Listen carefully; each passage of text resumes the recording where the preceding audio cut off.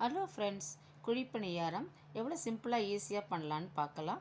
நான் 1½ கப்பு புழுங்கல் அரிசி, 1½ கப்பு பச்சை அரிசி, 3/4 கப்பு உளுந்து, 1/2 ஸ்பூன் வெந்தயம் ஊற வச்சு நல்லா 3 மணி நேரம் ஊற வச்சு நல்லா அரைச்சி எடுத்துன்னு இருக்கேன். அது நல்லா 8 மணி நேரம் ஊறணும் மாவு. நல்லா அப்போ தான் புளிப்பாக நல்லா இருக்கும். கொஞ்சம் எண்ணெய் விட்டுருக்கேன். கடுகு, பச்சை மிளகா, முந்திரி பருப்பு, இஞ்சி, வெங்காயம்.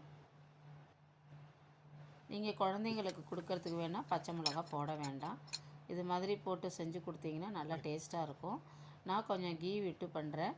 நீங்கள் வேணால் ஆயில் விட்டு கூட பண்ணலாம்.